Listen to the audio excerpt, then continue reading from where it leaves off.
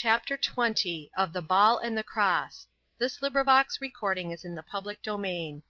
Ball and the Cross by G.K. Chesterton. Chapter 20. Dies Irae.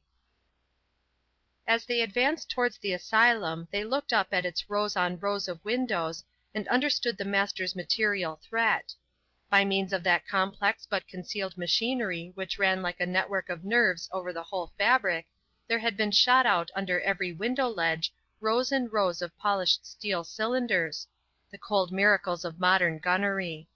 They commanded the whole garden and the whole countryside, and could have blown to pieces an army corps.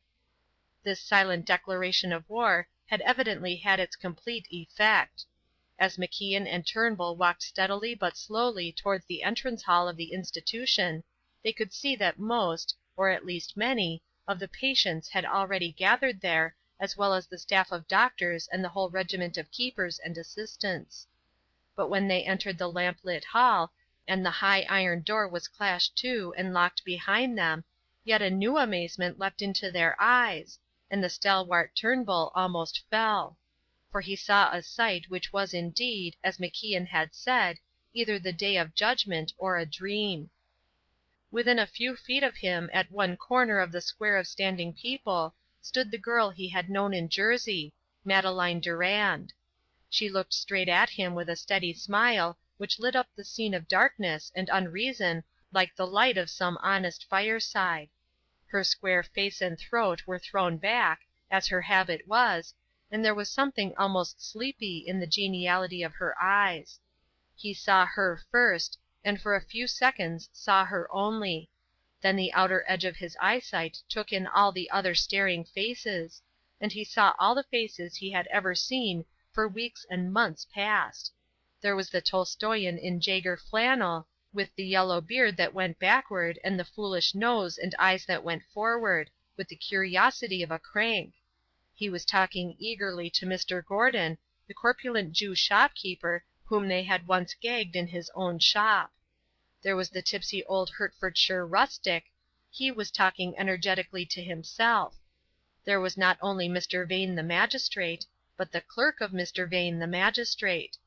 There was not only Miss Drake of the motor car, but also Miss Drake's chauffeur.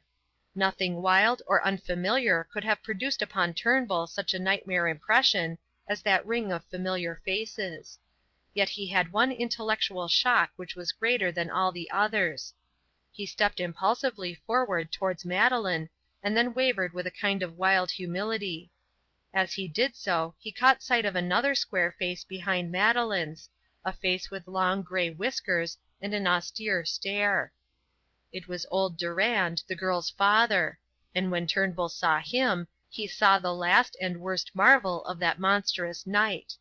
He remembered Durand. He remembered his monotonous, everlasting lucidity, his stupefyingly sensible views of everything, his colossal contentment with truisms merely because they were true. "Confound it all!" cried Turnbull to himself. "If he is in the asylum, there can't be anyone outside."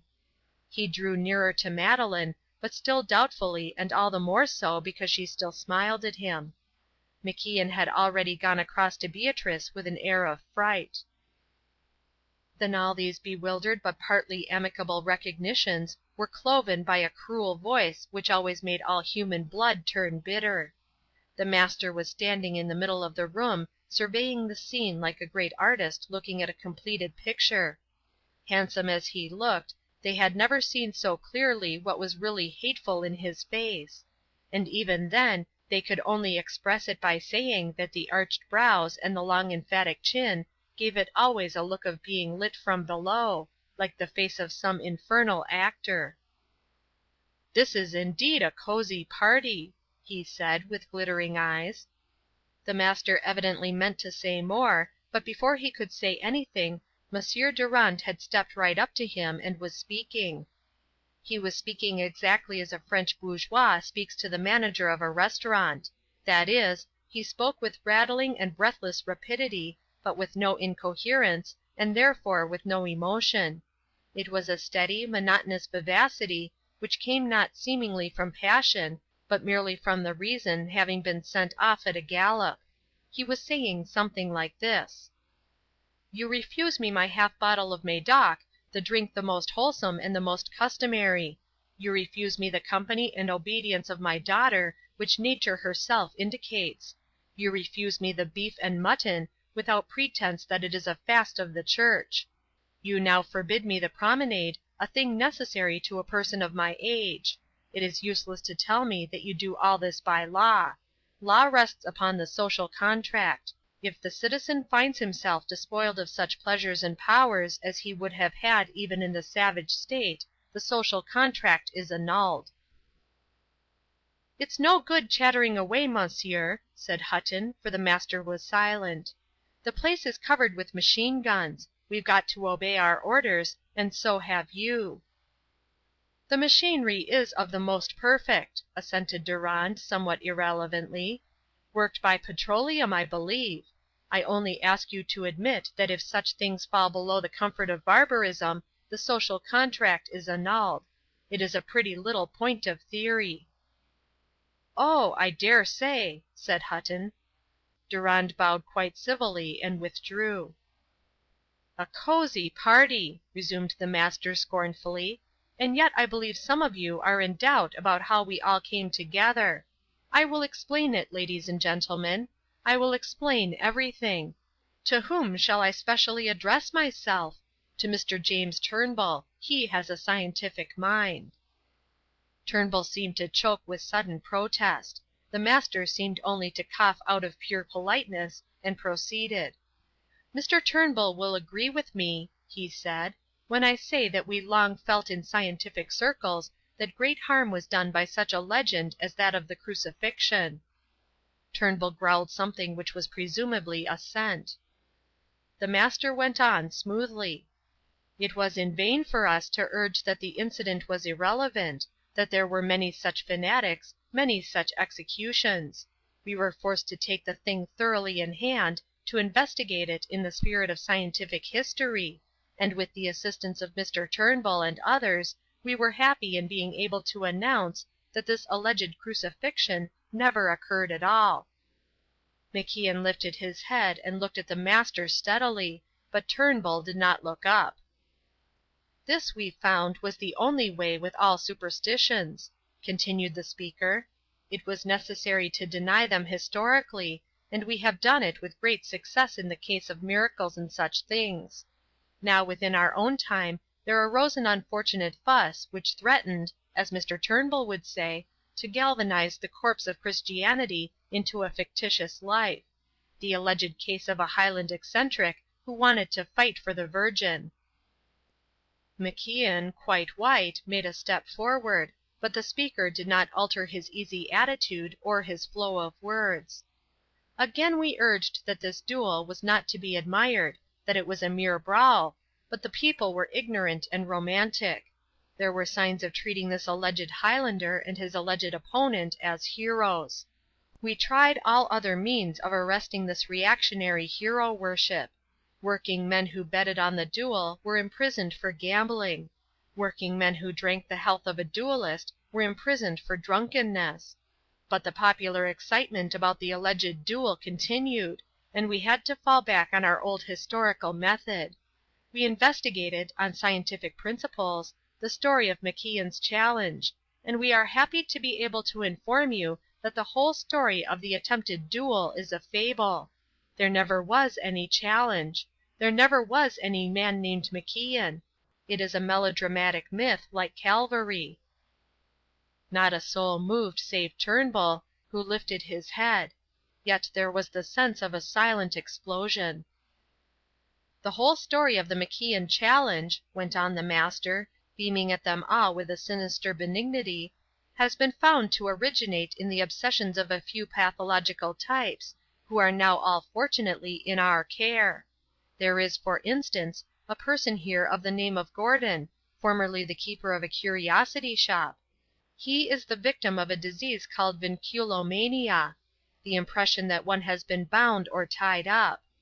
We have also a case of fugacity, Mr. Wimpey, who imagines that he was chased by two men."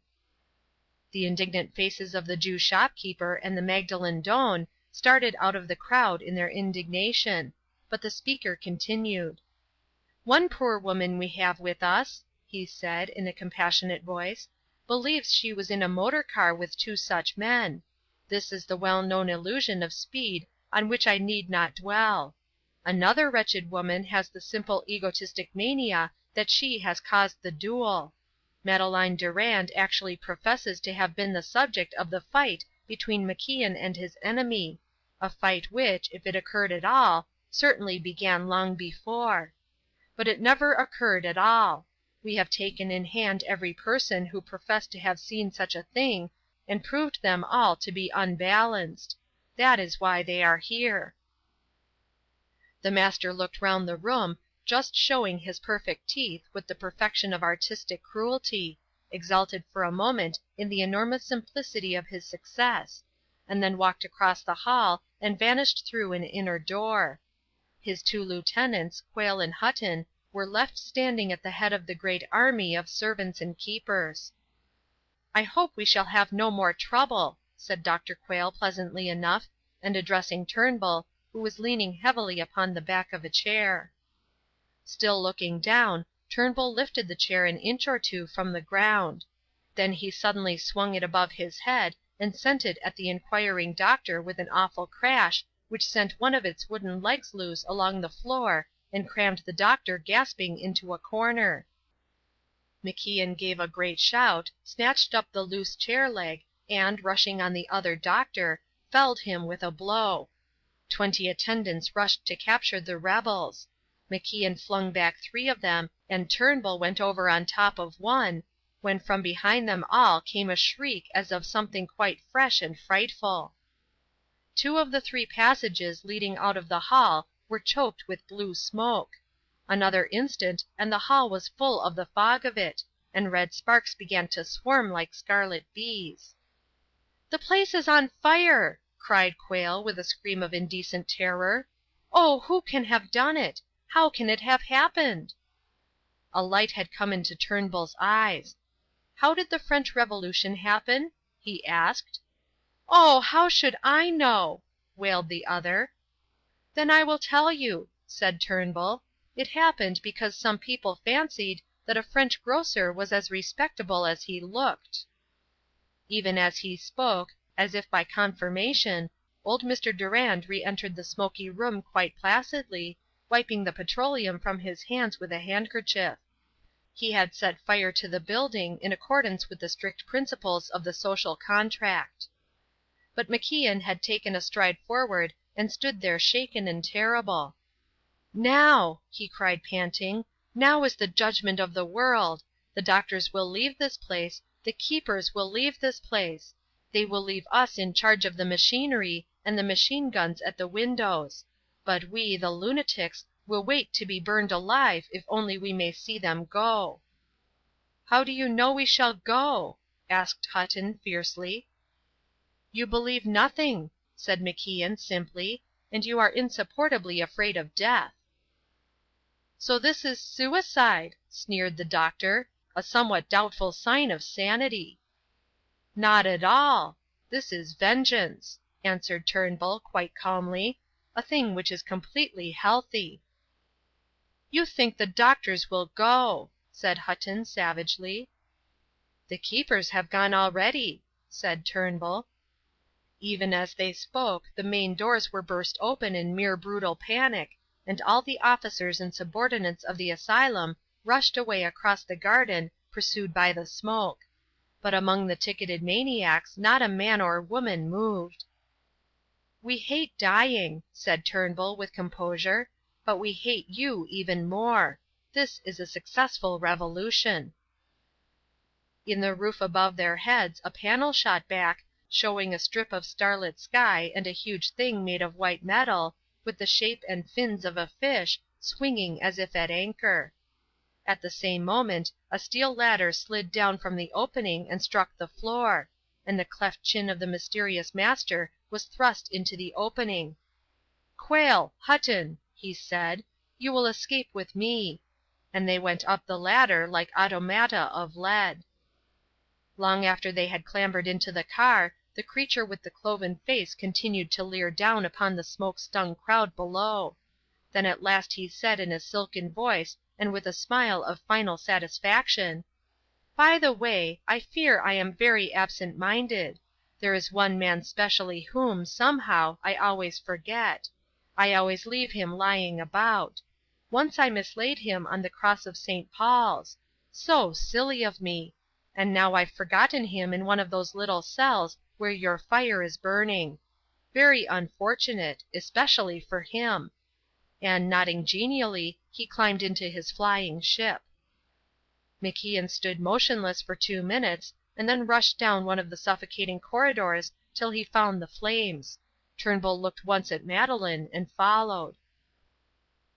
MacIan, with singed hair, smoking garments, and smarting hands and face, had already broken far enough through the first barriers of burning timber to come within cry of the cells he had once known. It was impossible, however, to see the spot where the old man lay dead or alive, not now through darkness, but through scorching and aching light. The site of the old half-wit's cell was now the heart of a standing forest of fire, the flames as thick and yellow as a cornfield. Their incessant shrieking and crackling was like a mob shouting against an orator. Yet through all that deafening density MacIan thought he heard a small and separate sound. When he heard it, he rushed forward as if to plunge into that furnace, but Turnbull arrested him by an elbow. "Let me go!" cried Evan in agony. "It is the poor old beggar's voice. He's still alive and shouting for help." "Listen," said Turnbull, and lifted one finger from his clenched hand. "Or else he is shrieking with pain," protested MacIan. "I will not endure it." "Listen," repeated Turnbull, grimly. "Did you ever hear anyone shout for help or shriek with pain in that voice?"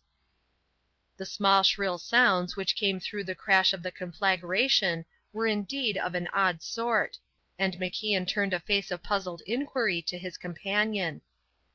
"He is singing," said Turnbull, simply. A remaining rampart fell, crushing the fire, and through the diminished din of it the voice of the little old lunatic came clearer. In the heart of that white-hot hell he was singing like a bird. What he was singing was not very easy to follow, but it seemed to be something about playing in the golden hay. "Good Lord!" cried Turnbull, bitterly. There seemed to be some advantages in really being an idiot. Then advancing to the fringe of the fire, he called out on chance to the invisible singer, "Can you come out? Are you cut off?" "God help us all!" said MacIan with a shudder. "He's laughing now." At whatever stage of being burned alive the invisible now found himself, he was now shaking out peals of silvery and hilarious laughter. As he listened, MacIan's 2 eyes began to glow, as if a strange thought had come into his head. "Fool, come out and save yourself!" shouted Turnbull. "No, by heaven, that is not the way!" cried Evan suddenly. "Father!" he shouted, "come out and save us all!" The fire, though it had dropped in 1 or 2 places, was, upon the whole, higher and more unconquerable than ever. Separate tall flames shot up and spread out above them like the fiery cloisters of some infernal cathedral, or like a grove of red tropical trees in the garden of the devil. Higher yet in the purple hollow of the night, the topmost flames leapt again and again fruitlessly at the stars, like golden dragons chained but struggling. The towers and domes of the oppressive smoke seemed high and far enough to drown distant planets in a London fog. But if we exhausted all frantic similes for that frantic scene, the main impression about the fire would still be its ranked upstanding rigidity and a sort of roaring stillness. It was literally a wall of fire.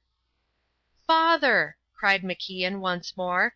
"Come out of it and save us all!" Turnbull was staring at him as he cried. The tall and steady forest of fire must have been already a portent visible to the whole circle of land and sea. The red flush of it lit up the long sides of white ships far out in the German Ocean, and picked out like piercing rubies the windows in the villages on the distant heights. If any villagers or sailors were looking towards it, They must have seen a strange sight as MacIan cried out for the third time. That forest of fire wavered and was cloven in the centre, and then the whole of one half of it leaned one way as a cornfield leans all one way under the load of the wind. Indeed, it looked as if a great wind had sprung up and driven the great fire aslant. Its smoke was no longer sent up to choke the stars, but was trailed and dragged across county after county like one dreadful banner of defeat. But it was not the wind. Or if it was the wind, it was two winds blowing in opposite directions, for while one half of the huge fire sloped one way towards the inland heights, the other half, at exactly the same angle, sloped out eastward towards the sea, so that earth and ocean could behold, where there had been a mere fiery mass, a thing divided like a V, a cloven tongue of flame. But if it were a prodigy for those distant, it was something beyond speech for those quite near. As the echoes of Evan's last appeal rang and died in the universal uproar, the fiery vault over his head opened down the middle, and, reeling back in two great golden billows, hung on each side as huge and harmless as two sloping hills lie on each side of a valley. Down the center of this trough, or chasm, a little path ran, cleared of all but ashes, and down this little path was walking a little old man, singing as if he were alone in a wood at spring. When James Turnbull saw this, he suddenly put out a hand and seemed to support himself on the strong shoulder of Madeleine Durand. Then after a moment's hesitation he put his other hand on the shoulder of MacIan. His blue eyes looked extraordinarily brilliant and beautiful. In many skeptical papers and magazines afterwards he was sadly or sternly rebuked for having abandoned the certainties of materialism. All his life up to that moment he had been most honestly certain that materialism was a fact. But he was unlike the writers in the magazines precisely in this, that he preferred a fact even to materialism. As the little singing figure came nearer and nearer, Evan fell on his knees, and after an instant Beatrice followed. Then Madeleine fell on her knees, and after a longer instant Turnbull followed. Then the little old man went past them, singing down that corridor of flames. They had not looked at his face. When he had passed they looked up. While the first light of the fire had shot east and west, painting the sides of ships with firelight or striking red sparks out of windowed houses, it had not hitherto struck upward, for there was above it the ponderous and rococo cavern of its own monstrous colored smoke. But now the fire was turned to left and right like a woman's hair parted in the middle, and now the shafts of its light could shoot up into empty heavens and strike anything, either bird or cloud. But it struck something that was neither cloud nor bird. Far, far away up in those huge hollows of space something was flying swiftly and shining brightly, something that shone too bright and flew too fast to be any of the fowls of the air, though the red light lit it from underneath like the breast of a bird. Everyone knew it was a flying ship, and everyone knew whose. As they stared upward, the little speck of light seemed slightly tilted, and two black dots dropped from the edge of it. All the eager, upturned faces watched the two dots as they grew bigger and bigger in their downward rush. Then someone screamed, and no one looked up any more. For the two bodies, larger every second flying, spread out and sprawling in the firelight, were the dead bodies of the two doctors whom Professor Lucifer had carried with him, the weak and sneering Quayle, the cold and clumsy Hutton. They went with a crash into the thick of the fire. "They are gone!" screamed Beatrice, hiding her head. "Oh, God, they are lost!" Evan put his arm about her, and remembered his own vision. "No, they are not lost," he said. "They are saved. He has taken away no souls with him, after all." He looked vaguely about at the fire that was already fading, and there among the ashes lay two shining things that had survived the fire, his sword and Turnbull's, fallen haphazard in the pattern of a cross. End of Chapter 20. Recording by Trisha G. End of The Ball and the Cross by G.K. Chesterton.